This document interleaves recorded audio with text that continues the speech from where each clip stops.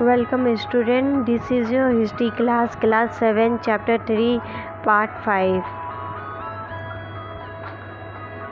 As the Delhi Sultans brought the hinterland of the cities under their control, they forced the landed chieftains, the Samantas, aristocrats and rich landlords to accept their authority.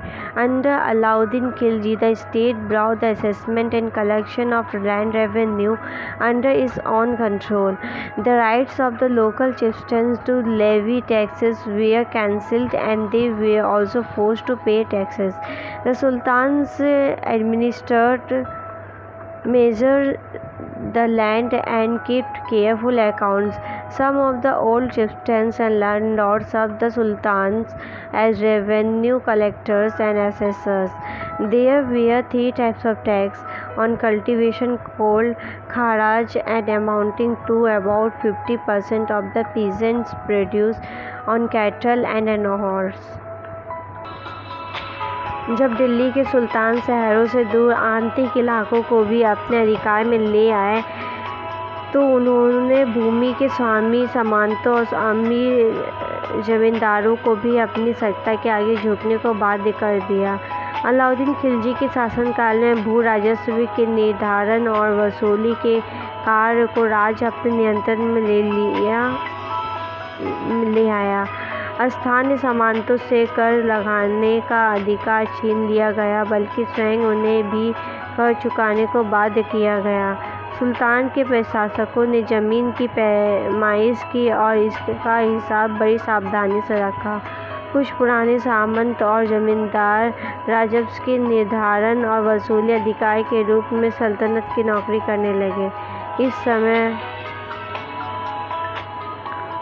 3 तरह के कर थे: कृषि पर, जिसने खराज कहा जाता है और जो किसान की उपज का लगभग 50% होता था, मवेशियों पर और घोड़ों पर और घरों में। It is important to remember that large parts of the subcontinent remained outside the control of the Delhi Sultans. It was difficult to control distant provinces like Bengal from Delhi, and soon after annexing southern India, the entire region became independent, and even in a Gangetic plan there were forecasted areas that Sultan force could not penetrate. Local chieftains established their rule in these regions. Sometimes rulers like Alauddin Khilji and Muhammad bin Tughlaq could force their control in this area, but only for a short duration. यह याद रखना जरूरी है कि इस उपमहाद्वीप का काफ़ी बड़ा हिस्सा दिल्ली के सुल्तानों के अधिकार से बाहर ही था। दिल्ली से बंगाल जैसे सुदूर प्रांतों का नियंत्रण कठिन था और दक्षिण भारत की विजय के तुरंत बाद ही वह पूरे क्षेत्र फिर से स्वतंत्र हो गया था। यहाँ तक कि गंगा के मैदानी इलाके में भी घने जंगलों वाले ऐसे क्षेत्र जिनमें बैठने से सुल्तान की सेनाएं अक्षम थी। स्थानीय सरदारों ने इन क्षेत्रों पर अपना शासन जमा लिया। अलाउद्दीन खिलजी और मोहम्मद तुगलक इन इलाकों पर जोर जबरदस्ती अपना अधिकार जमा तो लेते थे, पर वह अधिकार कुछ ही समय रह पाता था। The Mongol under Genghis Khan invaded Transoxiana in northeast Iran in 1299. The Delhi Sultan faced their onslaught soon after. Mongol attacks on the Delhi Sultanate increased during the reign of Alauddin Khilji and in early years of Muhammad Tughlaq's rule.